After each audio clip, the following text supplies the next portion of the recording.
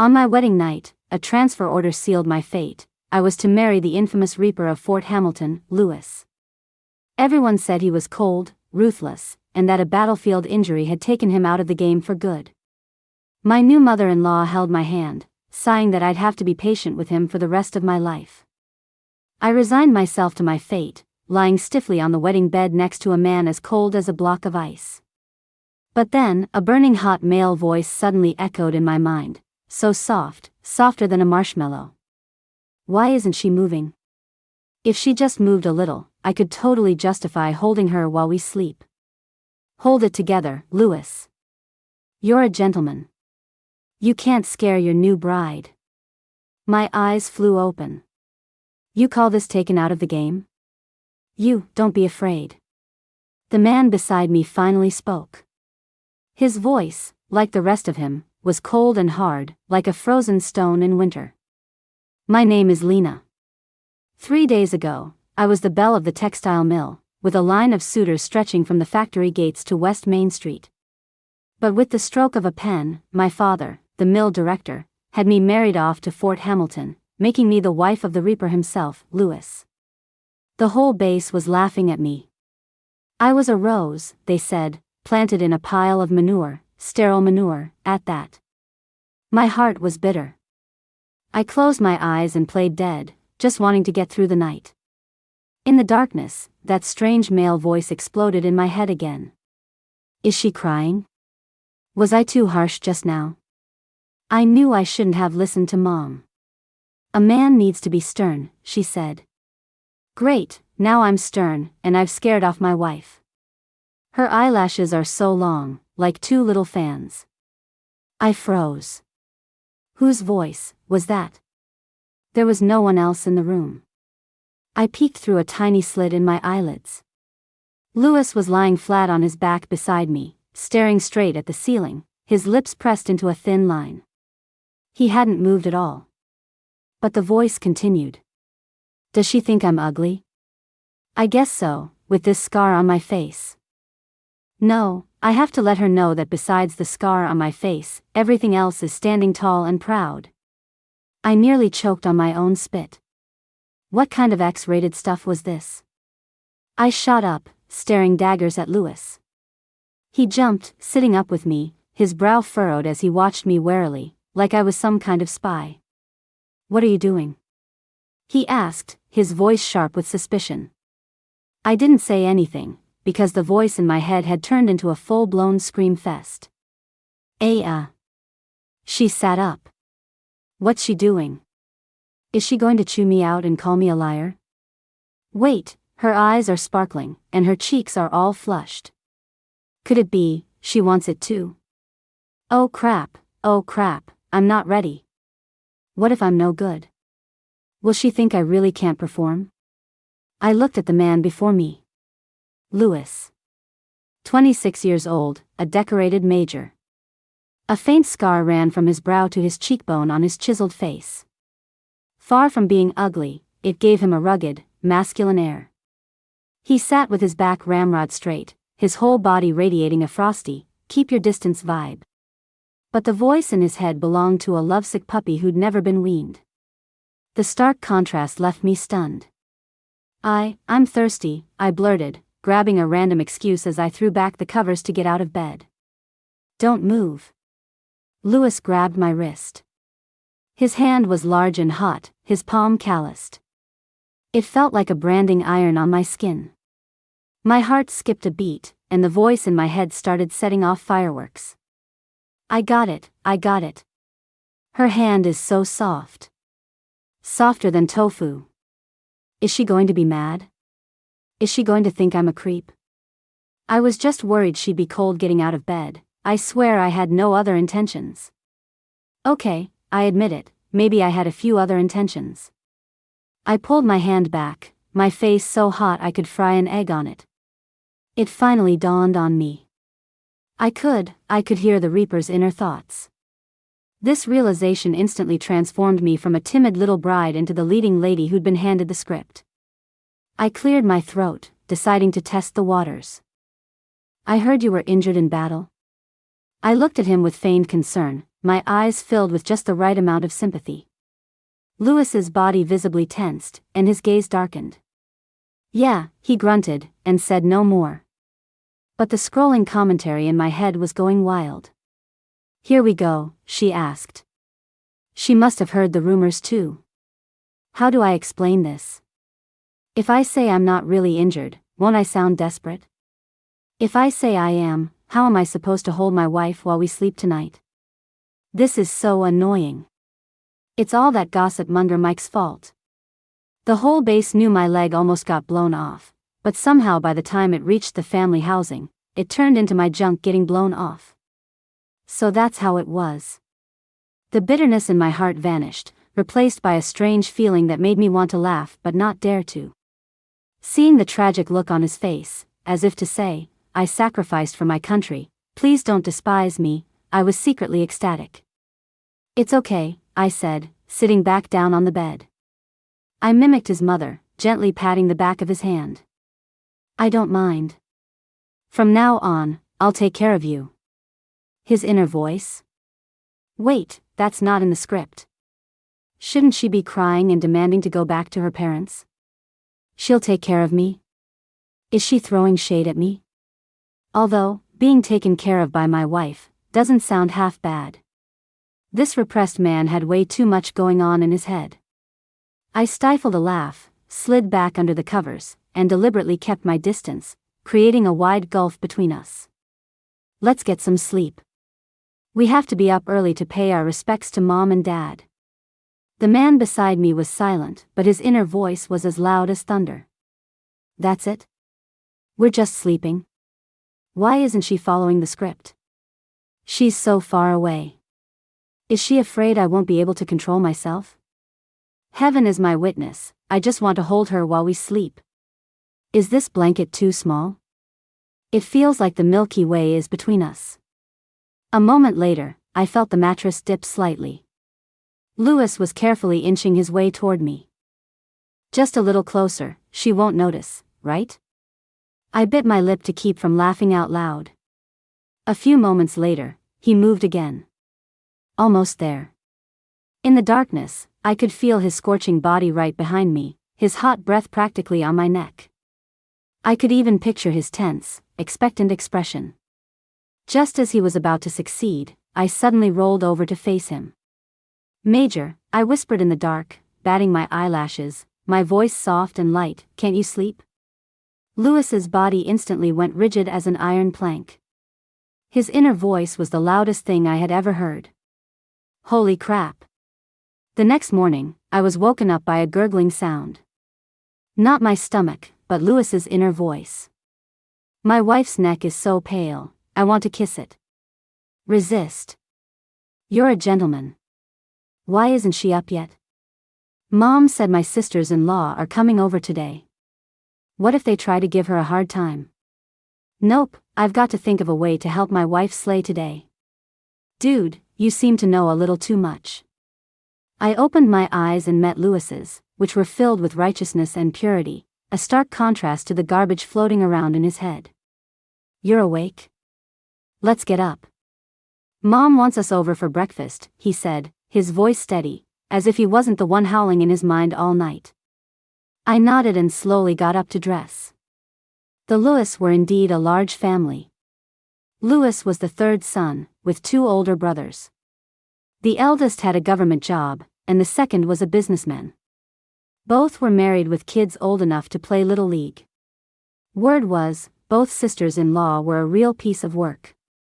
As I braided my hair, I listened to Louis's live commentary. The oldest one, Jessica, loves to hide a knife behind her smile. She's definitely going to bring up Lena's background, saying she's just from a working-class family and not good enough for us. The second one, Karen, is a firecracker who goes off at the slightest provocation.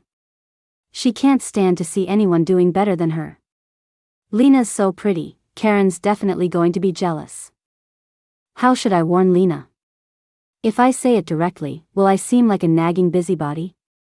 Got it. Louis walked over to me, pulled a brand new, army green polyester shirt from the closet, and handed it to me. "For the tea ceremony today. Wear this, he said concisely. I took the shirt, but he didn't let go. He pointed to the collar, then to his own insignia. Here, he cleared his throat, button it all the way up. It looks more sharp. I got it instantly. His inner voice was screaming, button it all up. Cover her neck. Don't let them see any hickeys. Wait, I didn't kiss her last night, but still, button it up tight. Give off some serious military wife vibes, and let's see if they still dare to look down on you. He was giving me pointers. A warmth spread through my chest. I changed into the shirt, buttoned every single button, and styled my hair into 2 neat braids. I looked proper and cool. When we walked into the dining room, sure enough, the whole family was there. His mom was setting out bowls, his dad was reading the paper at the head of the table, and his 2 older brothers were smiling beside them. The 2 women at the table, however, were scanning me up and down like a pair of searchlights. The one on the left, in a fashionable floral dress with curled hair and a smile, must be the eldest sister-in-law, Jessica. The one on the right, wearing a polyester shirt in a brighter color, chin slightly raised with an impatient look, must be the second sister-in-law, Karen. Well, this must be our new sister-in-law. It's so good to finally meet you, Jessica began, her smile as bright as a flower. The rumor mill has been buzzing, saying our Louis brought home a goddess. Seeing you today, it's true. It's just, isn't your family background a little common? Our Louis is a major, after all. Here it comes, the classic put down. Before I could speak, I heard Louis's inner voice roaring. Bullshit. What's wrong with a common background? The working class is glorious. Your dad was a shady profiteer, what right do you have to talk about my wife? I almost burst out laughing. I picked up a teacup, walked over to my in-laws, and respectfully served them their tea. Only then did I turn to Jessica with a slight smile. You're right, Jessica. I come from a common background, not like your scholarly family. The smile on Jessica's face grew wider. Then I changed my tune. But my father always said that family status isn't what's important, it's one's principles. We may be a working class family, but we're principled and patriotic through and through. Unlike some people, who talk a big game about progress but are running who knows what on the side. Louis is a war hero. The most important thing for his wife is to be politically irreproachable. Don't you agree, Jessica? I put extra emphasis on the words running who knows what. The color drained from Jessica's face. Louis's inner voice, nice one. My wife is a badass. Great comeback. Let's see her try that again. On the outside, he remained poker-faced, but under the table, he sneakily gave me a thumbs up. Karen, the sister-in-law next to her, snorted. You've got a sharp tongue. But what's the use of just talking? A woman's worth is in running a home and having children. You'd better get to work, Lena. The whole family is counting on you to carry on Louis's line. Her words were even more malicious, a clear jab at the rumors about Louis. The mood at the table turned awkward. Louis's fist clenched instantly, I could even hear him grinding his teeth. His inner voice was burning with rage. Karen is such an idiot. What does she know? Whether I can perform or not is none of her damn business. I'm so pissed. If I flip the table now, will it scare Lena? I reached under the table and gently placed my hand over his fist. He froze, then slowly relaxed his hand. I looked up at Karen, my smile even sweeter. You're right, Karen. But these things depend on fate, and on the man's ability. I'd love to get to work, but that would require our Louis to have some time off. I paused deliberately, then turned to Louis, my eyes full of mock complaint and affection. You wore me out so much last night, and then you still got up for PT so early this morning. I'm completely exhausted. In the future, could you please try to pace yourself? My voice was just loud enough for everyone at the table to hear clearly. The air froze. My father-in-law was holding his newspaper upside down.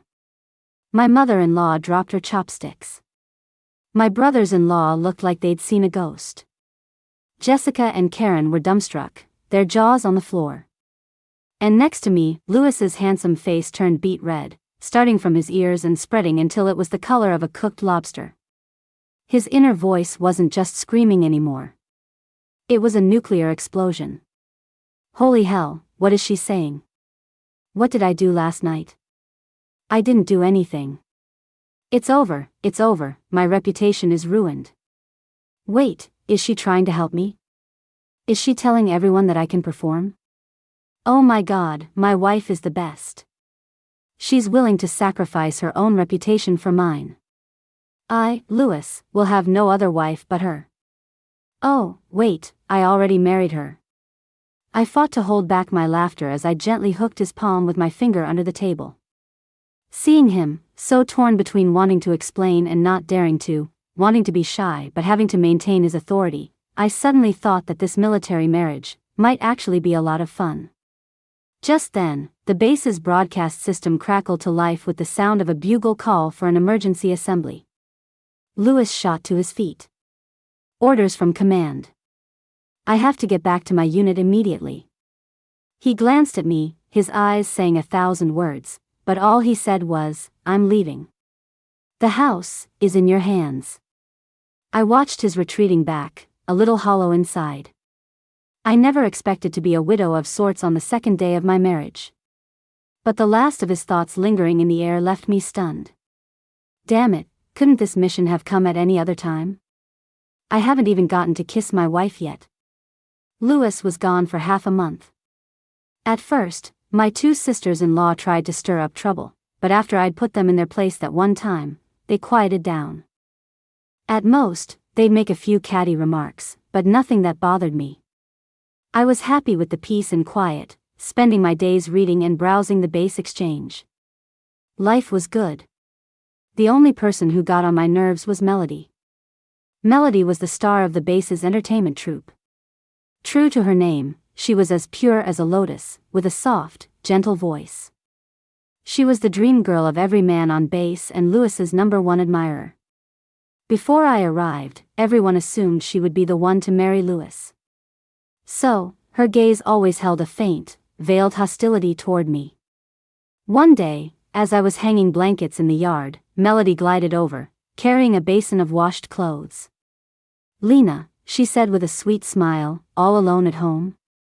With the major gone, you must be so lonely. I snapped a blanket open, sending cotton fluff flying in the sunlight. I gave a noncommittal Wasting another word on a two-faced snake like her was pointless. Sigh, she sighed, her voice just loud enough for the other military wives shelling peas nearby to hear. I feel so bad for the major. That injury of his, well, you know how men are. Their pride is the most important thing. Lena, you must never mention it in front of him, or he'll be devastated. She looked at me with pity, as if I were the poor, lonely wife. The nearby wives immediately perked up their ears, exchanging knowing glances. I scoffed internally. Amateur hour. Just then, the mailman rode up on his old school bicycle. A letter for Lena. My eyes lit up. It was from Louis. I took the thick envelope. My name was written on it in 3 bold, sweeping characters.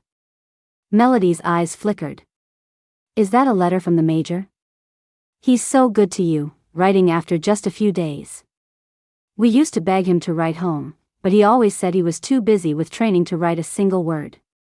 The subtext was clear, it's not that he wouldn't write, he just couldn't be bothered to write to you. I ignored her and opened the envelope. The letter was filled with Louis's strong, forceful handwriting.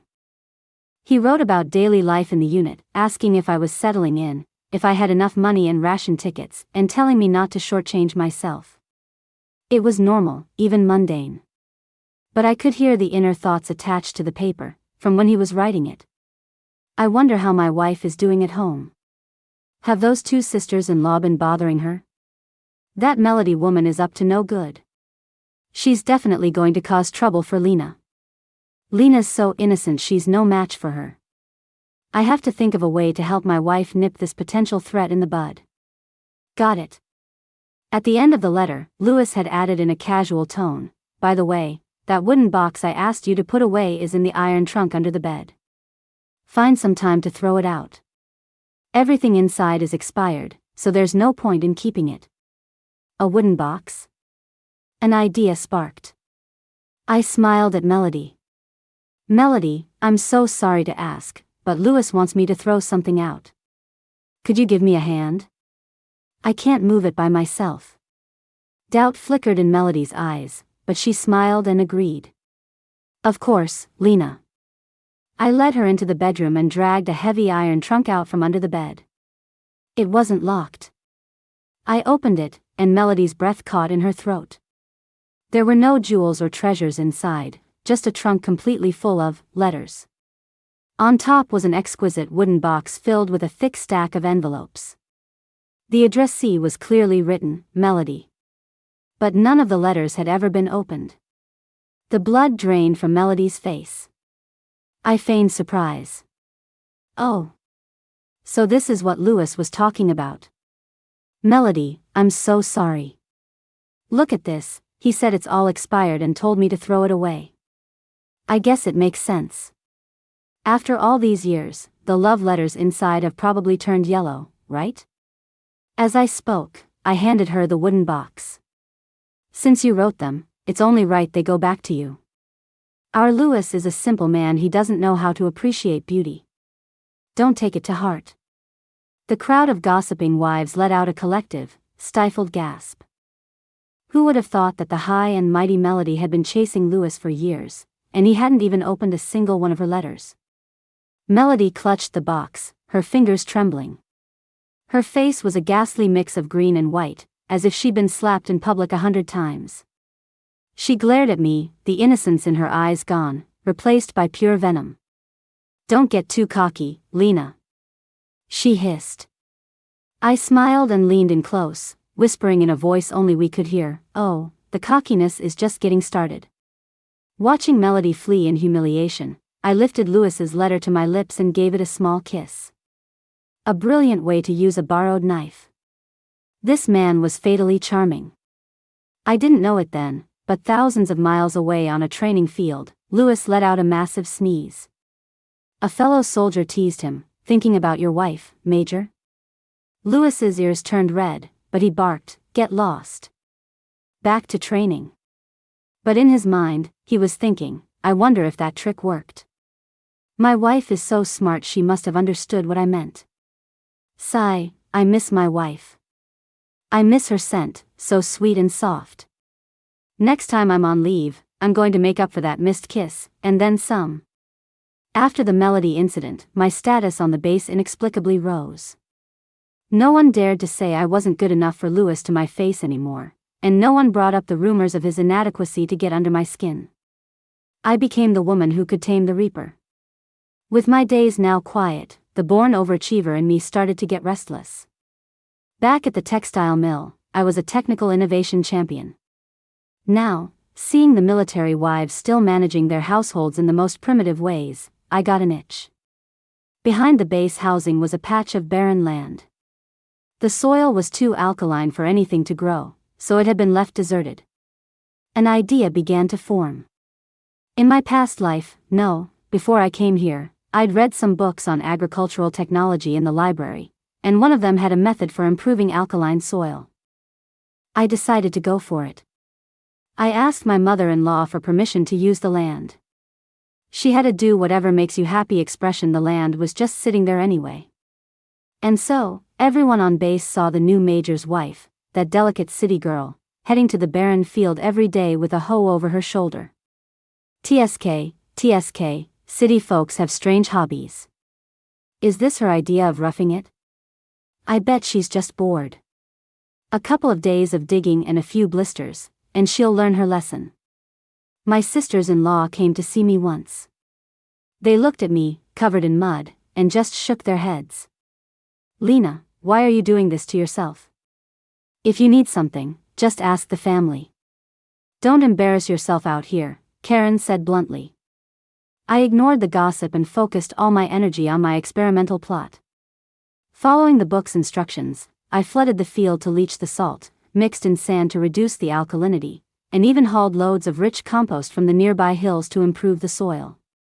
After 2 weeks, I was tanner and thinner, but the hard, cracked earth had become soft and fertile.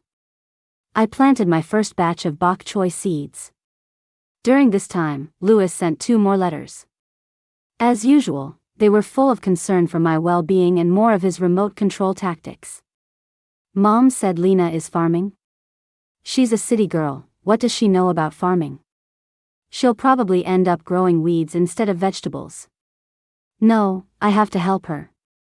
So, in his second letter, he casually mentioned, a buddy of mine graduated from agricultural school.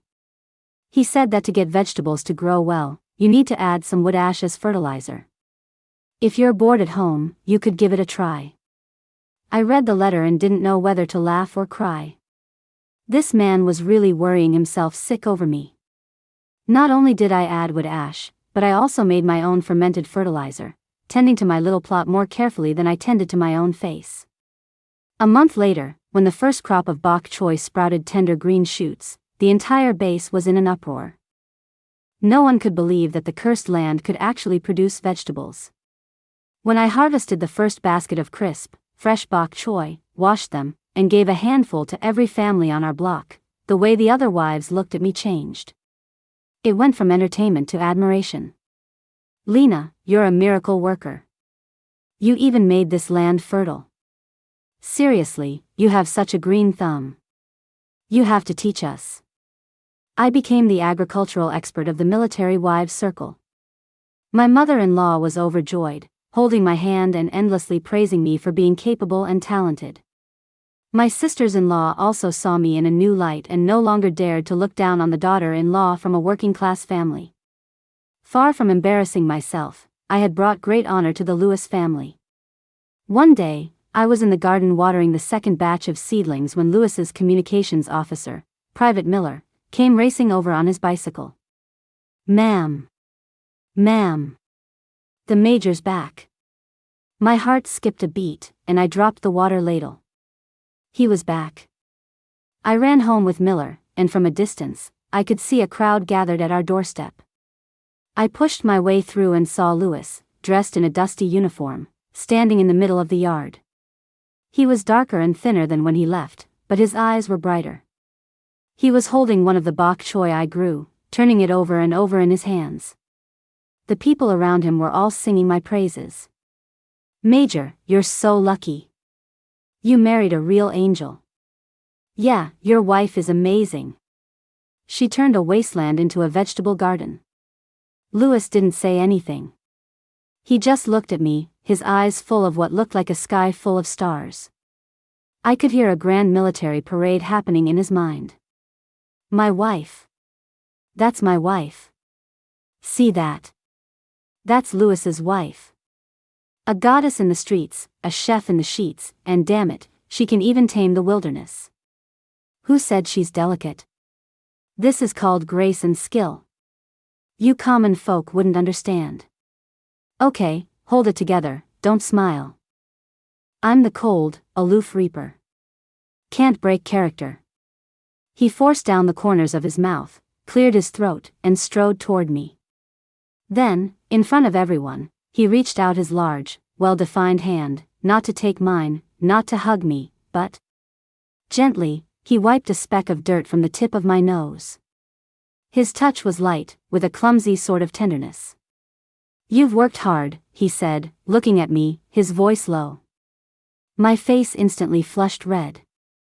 And his inner monologue was so sweet it could give you a cavity. I really want to kiss her.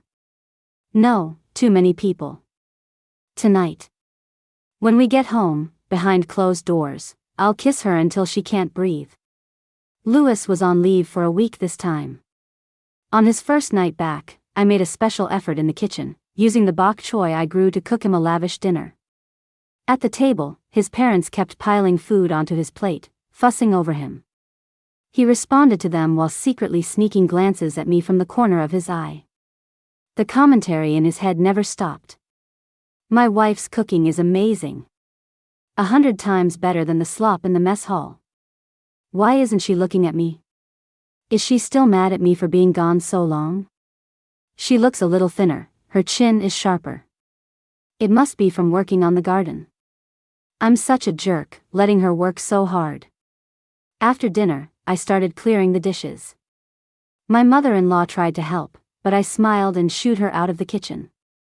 Louis followed me in, his tall frame instantly filling the small space. I'll do it.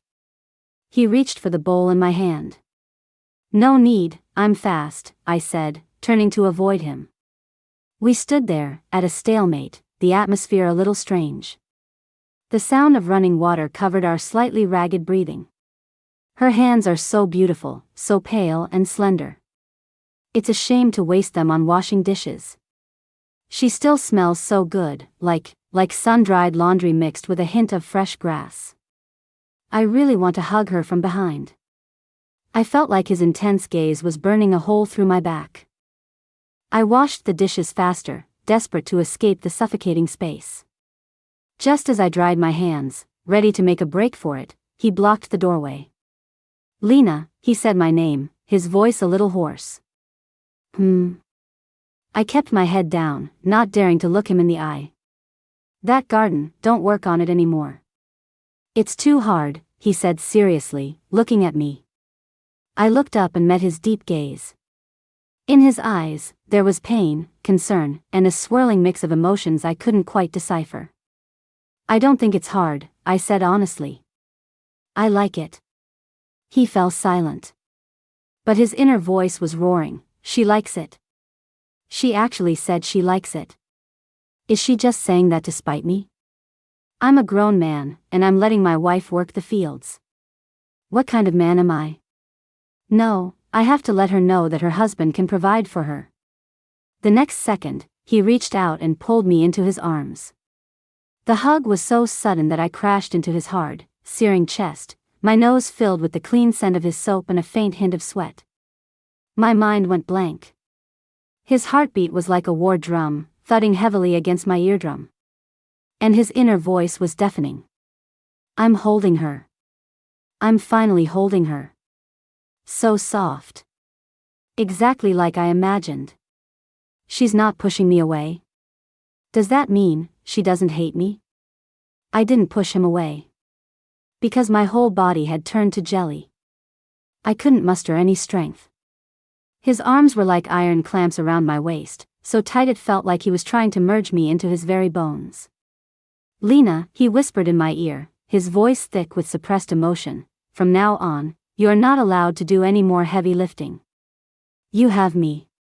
Those 3 words, you have me, moved me more than any flowery declaration of love could. I buried my face in his chest and mumbled a soft okay. He seemed encouraged by this, his arms tightening around me. She agreed. She agreed. Does she like me too? Can I kiss her? Can I kiss her now? The mood is right. If I don't kiss her now, I'm less than a man, right? I could feel him lowering his head slightly, his warm breath fanning the top of my hair. My heart was in my throat. Here it comes, it's coming. But just as his lips were about to touch mine. Ahem. My mother-in-law's cough echoed from the kitchen doorway. Louis sprang back like a cat whose tail had been stepped on. He jumped 3 feet away, standing there awkwardly, his face as red as a boiled shrimp. Mom, what are you doing here? He stammered. His mom, holding a teacup, had a perfect I-saw-nothing expression. Just getting a drink of water. You too, carry on, carry on. With that, she calmly filled her cup and slowly walked away. She left Louis and me staring at each other, the air so awkward you could cut it with a knife. Louis's inner voice was a howl of pure despair. Wow. Is my mother the devil? I was so close. I was 0.01 centimeters away. Seeing his indignant but helpless expression, I finally couldn't hold it in anymore and burst out laughing. He shot me a wounded look, turned, and fled. Watching his clumsy, almost uncoordinated escape from the kitchen, I laughed even harder. That night, I lay in bed, pretending to be asleep. Beside me, Louis was tossing and turning like a pancake on a griddle. Tonight. I can't miss my chance again. I'm a man, what's wrong with taking the initiative? But, what if she's not willing? What if she thinks I'm too rough? Forget it. I'm going for it. I felt him take a deep breath, and then, slowly, he moved closer. A large, hot hand came to rest, ever so carefully, on my waist. That calloused hand was like a brand, its heat searing through my thin nightgown and making my heart tremble. I held my breath, not daring to move. Louis's inner voice was so tense it was practically cracking. She didn't pull away. She really didn't pull away. Does that mean she's willing? Can I take the next step? The book said women like a gentle touch. I have to be gentle, not like I'm on the training field. A book? He reads books. What kind of books? I nearly laughed out loud. He tentatively pulled me closer into his embrace. I complied, my back pressing against his scorching chest. He let out a contented sigh. So nice. It's like holding a cloud. And then, nothing. I waited and waited, nearly falling asleep, but he was actually just holding me. I was a little disappointed. I turned over, my eyes meeting his in the dark. They were shining with an astonishing brightness. Louis. Yeah? His voice was incredibly hoarse. Are you really not up to it? I asked deliberately. A man's pride is not to be challenged. Sure enough, I heard a boom in his head as the last thread of his restraint snapped. She dares to doubt me? This is the last straw. Tonight, I'm going to show her exactly what her husband is made of. The next thing I knew, the world was spinning. He flipped me over and pinned me down, his scorching kisses raining down on me. His kiss was nothing like the man himself. It was dominant, forceful, with a raw, urgent edge, as if he was trying to pour all the longing and restraint of the past few weeks into me. He kissed me until I was dizzy, my mind a complete blank. So, this was the Reaper's true face. So, all those rumors about him being broken were lies. He wasn't just capable.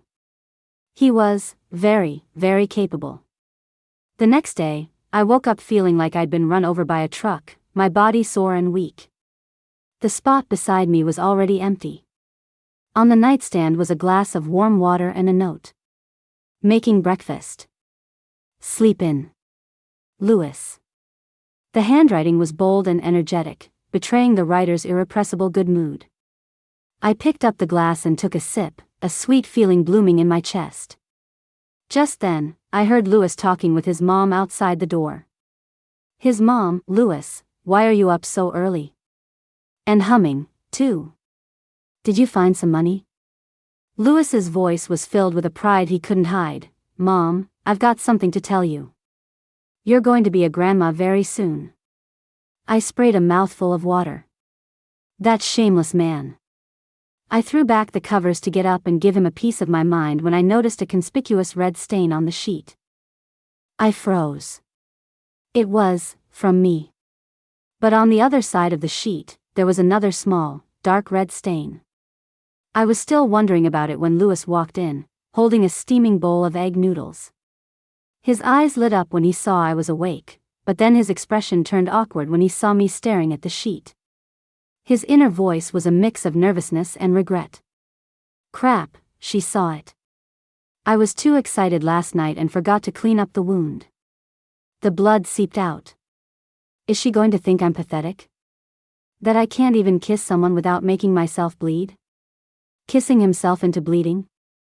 I looked at him, puzzled, and saw him subconsciously lick his lips. That's when I noticed a tiny, scabbed over cut on his lip. I understood instantly. Last night, he had kissed me so hard, so urgently, that he had actually bitten his own lip. This adorable idiot. I looked at him standing there awkwardly with the bowl of noodles, like a guilty child. I didn't know whether to be angry or amused, but my heart ached for him. Come here, I beckoned. He obediently came over and placed the bowl on the nightstand. I reached out and gently touched the cut on his lip. Does it hurt? He shook his head, though his ears were beet red. Doesn't hurt. But his inner voice was howling, it hurts. Of course it hurts. I practically chewed my own lip off trying to kiss my wife. But it was worth it. So worth it. I pulled my hand back and pointed to the 2 stains on the sheet.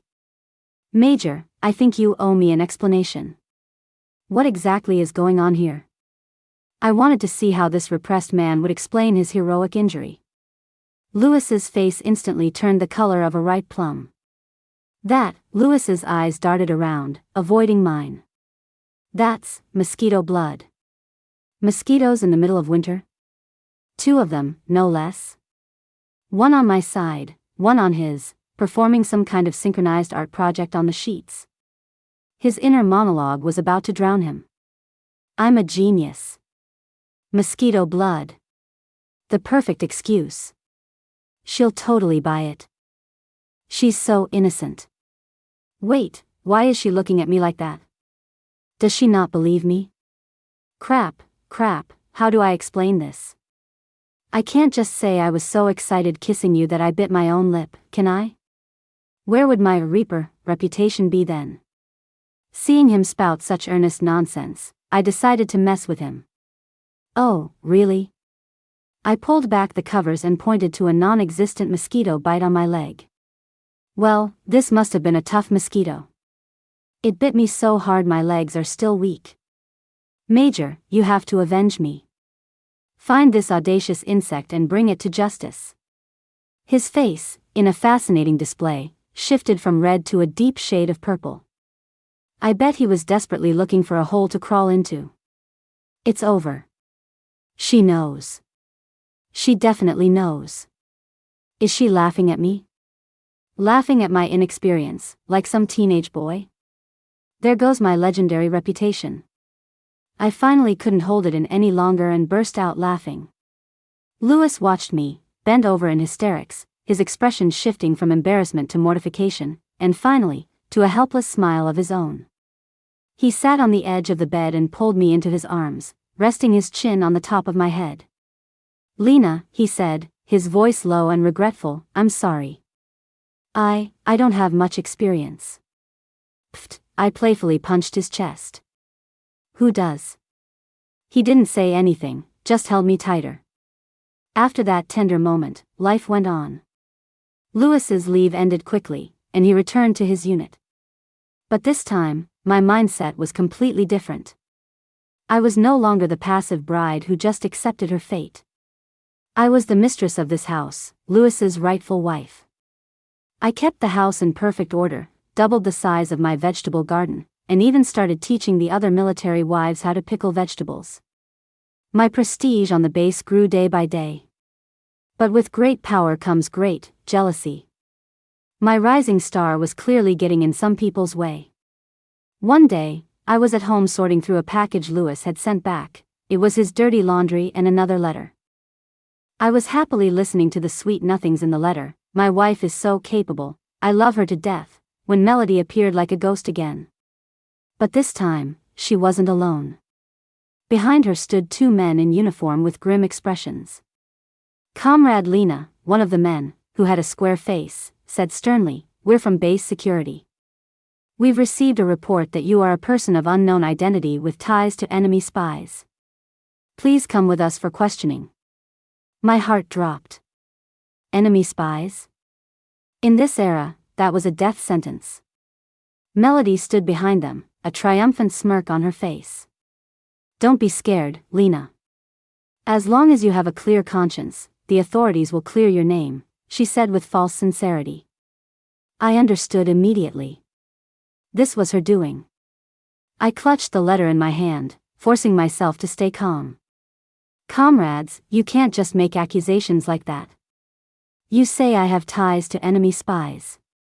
Where's your evidence?" "The evidence is," Melody interjected, "that you, a common textile mill worker, somehow managed to marry the major. Since you arrived, you've been stirring things up, farming and winning people over. Who knows what your real motives are? And, she pointed to the package in my hands, why is the Major sending you packages and letters so frequently? Are you passing intelligence back and forth? Her logic was outrageous. But in those sensitive times, once the seed of suspicion was planted, it was hard to uproot. Please cooperate with our investigation, the security officer said, reaching for the package. I took a step back, clutching it to my chest. This wasn't just Lewis's clothes and a letter, it was the bond between us. I wouldn't let them take it. At that tense moment, a thunderous roar came from the doorway. I'd like to see anyone lay a hand on her. It was Lewis. He was back. He stood in the doorway in his crisp uniform, backlit by the sun like an avenging god. His eyes were as cold as ice, fixed on the two security officers. Is this how base security conducts its investigations? You dare harass the family of a war hero based on nothing more than a malicious accusation? His voice wasn't loud, but it carried the weight of 1,000 pounds. The security officer's legs started to tremble. Major Lewis. Lewis ignored the two terrified security officers. His gaze, sharp as a knife, landed on Melody. Comrade Melody, he said, his voice so cold it could freeze water, do you know the penalty for falsely accusing the family of an active-duty soldier? The blood drained from Melody's face. Her lips trembled, but she couldn't utter a word. She never dreamed Lewis would suddenly return at this very moment. Lewis's inner voice was far more turbulent than his expression. Damn it. I'm out there risking my life on the front lines, and these bastards dare to mess with my wife behind my back. Melody, that venomous bitch. Last time wasn't enough of a lesson. This time, I'll make sure she rots in jail. My wife must be terrified. She's so timid. Wait, no, my wife is tough as nails, but she must be feeling wronged. He strode over to me and, in front of everyone, pulled me behind him. It was an undeniable, protective gesture. My heart instantly settled. With him here, I wasn't afraid of anything. Lewis, why are you back? I whispered. Mission ended early. I was worried about you, he murmured without turning around. Then he faced the others again, his eyes turning back to ice. Tell me, who gave you the nerve? The two security officers exchanged a glance.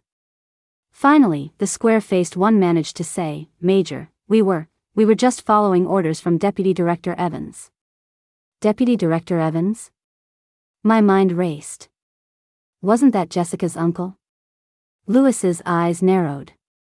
Aha, so it was an inside job. That Jessica woman, I knew she was no good. A wolf in sheep's clothing, always pulling shady crap behind our backs. Does she think I won't touch her just because her uncle is a deputy director? How naive. Lewis let out a cold laugh. Deputy Director Evans? Good, very good. It seems our base security is long overdue for a cleanup. He turned to Melody. And you? You say Lena's identity is suspicious? That we're passing intelligence in our packages? He snatched the package from my arms and, in front of everyone, dumped its contents onto the ground. A pile of dirty clothes scattered everywhere. Then he took out the letter and handed it to the square-faced officer. Read it. The officer's hands trembled as he took the letter and began to read haltingly. My dearest wife, I hope this letter finds you well. The food here is the same as always, beef and potato stew. I think I'm turning into a potato. I miss your pot roast. He couldn't read any further, his face bright red. The onlooking wives burst into laughter. This was their so-called intelligence. This was clearly just a husband and wife being sweet to each other. Melody's face was a mess of colors. This is impossible. She shrieked. You must have hidden the real intelligence. Enough. Lewis roared. Melody, you've pushed your luck again and again. Did you really think I wouldn't touch you? He pulled a few photos and a file from his pocket and threw them in her face. See for yourself what this is. The photos showed Melody in a park corner, arguing with a strange man. The file was a detailed investigation report. This man, Lewis said coldly, pointing to the photo, is a reporter for a foreign news agency. Comrade Melody, you've been meeting with him quite frequently lately, haven't you? What exactly have you been discussing?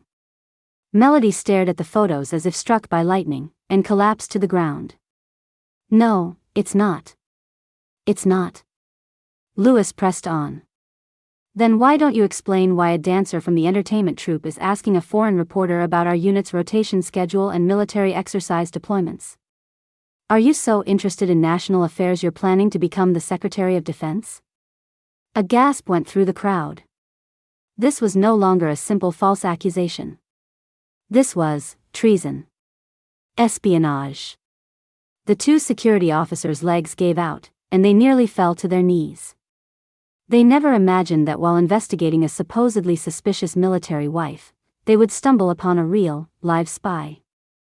Take her away. Lewis ordered, not even glancing at Melody on the ground. And investigate that Deputy Director Evans while you're at it. I don't care if he's a director or a deputy director.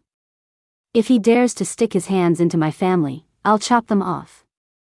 His powerful words echoed through the courtyard, filled with the unyielding authority of a soldier. His inner voice was just exciting. Mess with me, fine. Mess with my wife? Not happening. I don't care who it is. Not even God himself.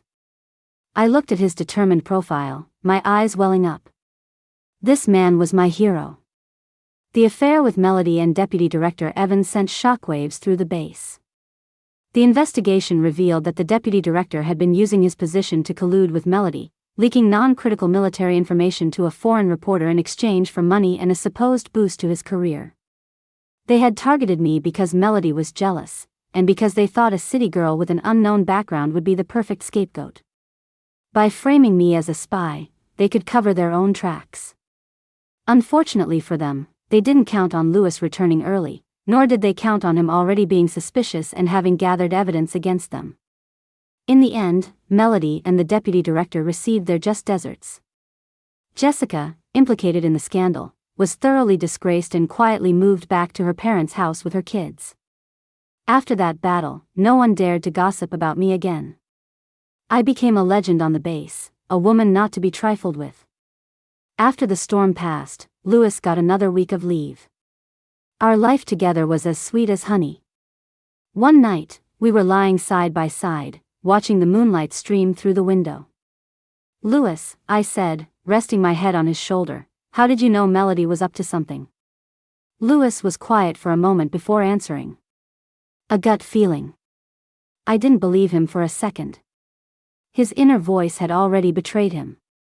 I can't tell her I had someone investigate Melody from the very first time she bothered you, can I? I also can't tell her that every time I wrote you a letter, the little hints I dropped were actually coded messages. And I definitely can't tell her that I dug up her entire family history just to protect you. If I told her, she'd think I'm a creepy control freak, right? This man had done so much for me in secret, yet he wouldn't say a word about it. My heart felt full to bursting. Lewis, I said, sitting up to look at him seriously, I have something to tell you. Seeing my solemn expression, he grew tense. What's wrong? What's she going to say? She's not going to ask for a divorce, is she? Because I investigated Melody, and now she thinks I'm some kind of scheming manipulator? No. I can't live without my wife. Watching the dramatic soap opera unfold in his head, I couldn't help but chuckle. What I wanted to say is, I dragged out the words. He swallowed nervously. I think I might be pregnant. The air froze. A full 10 seconds passed before he seemed to process it, suddenly launching himself off the bed. What did you say? His voice was trembling. I said, you're going to be a father, Major, I said with a smile. At that moment, his inner voice was louder than ever, filled with ecstatic disbelief. I'm going to be a dad? I'm going to be a dad. Ha ha ha ha ha ha. I have an heir. He spun around in a circle like an idiot, then rushed over, swept me into his arms, and started spinning me around the room. Slow down, slow down," I cried, dizzy from the motion. "Be careful of the baby." He stopped immediately, gently placing me back on the bed. Then he knelt down and pressed his ear to my stomach with a look of pure reverence. "Can I hear him? I'm only a month along." "What do you think you can hear?" I couldn't help but be charmed by his foolishness. But he listened intently. "I think I hear something. A heartbeat." "Wait, no, that's my own heartbeat." "What's he doing in there? Is he kicking my wife? When he gets out, if it's a boy and he dares to bully my wife, I'll spank him 8 times a day." I stroked his head, feeling the joy and anticipation of impending fatherhood radiating from him. I suddenly realized that my secret, being able to hear his thoughts, could perhaps stay a secret forever. Because I no longer needed to hear his thoughts to understand him. His every action, his every look, told me that he loved me. And that was enough. 1 year later. "Colonel Lewis. You need to get your son. He's using my lipstick as a crayon again." I stood in the living room, hands on my hips, yelling toward the study. That's right, Lewis had been promoted from major to colonel.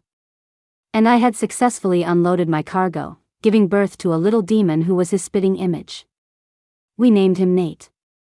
The study door opened, and Lewis walked out quickly in his lounge clothes.